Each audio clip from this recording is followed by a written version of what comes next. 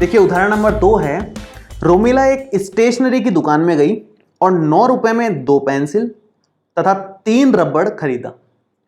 उसकी सहेली सोनाली ने रोमिला के पास नई तरह की पेंसिल और रबड़ देखी और उसने भी 18 रुपए में उसी तरह की 4 पेंसिल और 6 रबड़ खरीदी। इस स्थिति को बीजगणितीय तथा ग्राफीय रूप में व्यक्त कीजिए। सेम प्रश्न है, बस अपने को समीकरण बना लेना है और ग्राफ बना लेना है जैसे पहले किया था। तो समीकरण बनाने के लिए जो डेटा की जरूरत है वो मैं सामने लिख देता हूं। क्या क्या डेटा इसने दिया हुआ है। एक तो बात करी है रोमिला की। रोमिला की बात क्या है, उसने कहा कि भाई 9 रुपए में 2 पेंसिल और 3 रबड़ खरीदे इसने। 2 तो खरीदी इसने पेंसिल और 3 रबड़ खरीदे। कितने रुपए में? 9 रुपए में। ये 2 काम किए इसने। दूसरा उसकी सहेली है सोनाली, उसकी बात है। सोनाली के बारे में ये बोला गया है कि भाई उसने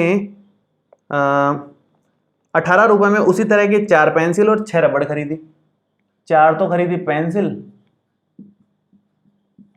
और रबड़ भी 6 खरीदी है उससे डबल, और कीमत उसने चुकाई 18 रुपए। ये क्वेश्चन में दिया हुआ है। अब इसको हमें बीजगणितीय रूप में भी दिखाना है और ग्राफीय रूप में भी दिखाना है। तो ध्यान दीजिए, एक पेंसिल का मूल्य और एक रबड़ का मूल्य अगर हम मान लें तो हमें 2 पेंसिल और 3 रबड़ का मूल्य पता चल जाएगा, उसको 9 के बराबर कर लेंगे। इस तरह से मतलब 4 पेंसिल और 6 रबड़ का मूल्य पता चल जाएगा और उसको 18 के बराबर कर लेंगे। तो मैं स्टार्ट करता हूं। शुरू आपको ऐसे करना है कि माना एक पेंसिल का मूल्य है x रुपए है तथा एक रबड़ का मूल्य y रुपए है।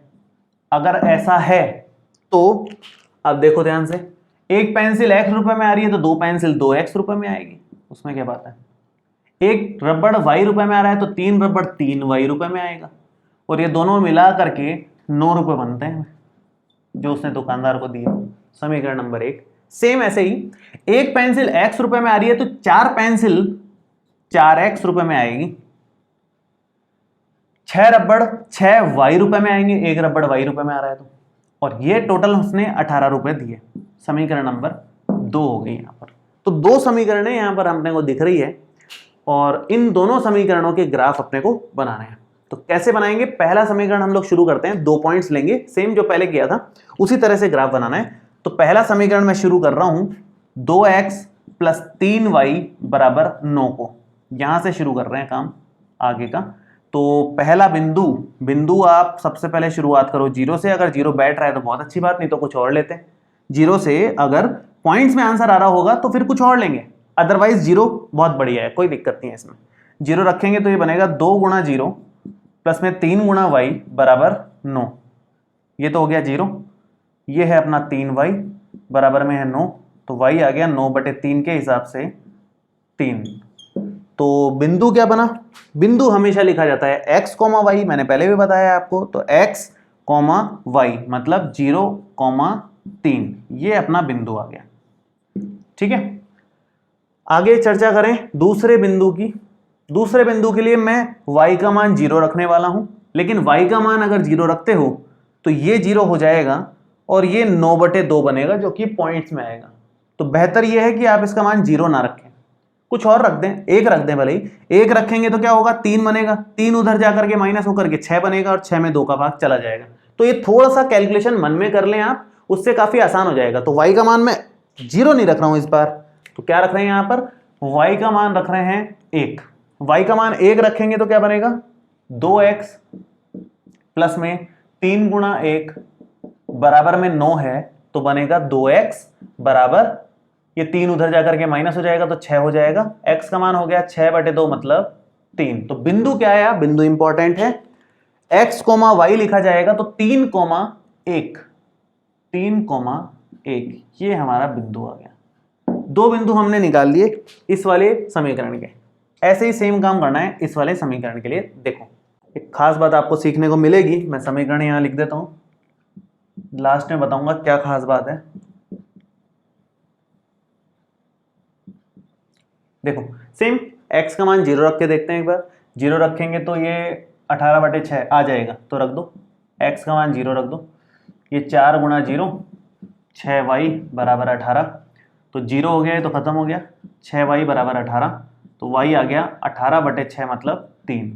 कितना बना, x, y करके लिखोगे तो 0,3 लिखा जाएगा। एक बिंदु तो ये आ गया। दूसरा बिंदु अगर आपको निकालना है तो दूसरा बिंदु के लिए आप चाहो तो x का कोई मान रख दो या y एक बार 0 रख के देखो, जैसा मैंने बताया था। y 0 रखोगे तो ये खत्म, 18/4 आएगा x, जो कि पॉइंट्स में आएगा, तो पॉइंट्स में हम लेना नहीं है, तो y का मान 0 की जगह कुछ और रख दो, 1 रख दो।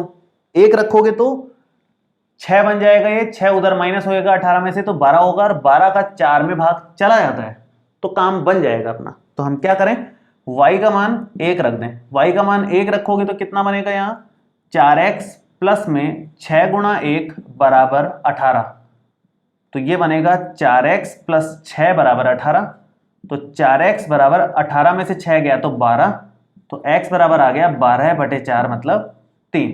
x का मान 3 आ गया। पॉइंट क्या बना, x, y करने के हिसाब से 3,1, तो पॉइंट बन गया 3,1। 2 पॉइंट्स पहले वाले के थे, 2 पॉइंट्स नए वाले के आ गए।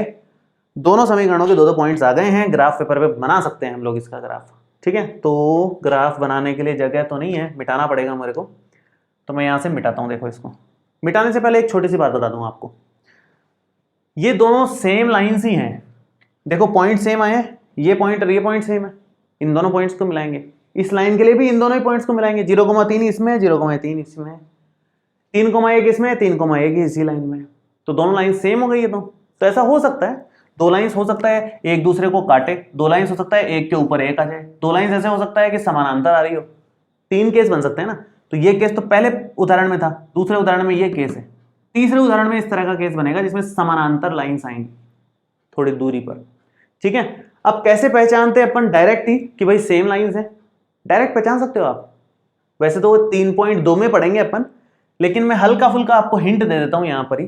3.2 में तो पढ़ेंगे डिटेल में, यहाँ हिंट दे रहा हूं कि इस लाइन को 2 से गुणा करके ये बनाया गया है। पहले वाली समीकरण को अगर आप 2 से गुणा कर देते हो तो 2 दूना 4, 3 दूना 6 और 9 दूना 18, तो किसी भी संख्या से गुणा करके नया समीकरण बनाते हैं तो वो सेम ही लाइन बनती है हमेशा ग्राफ पे। ये ट्रिक है।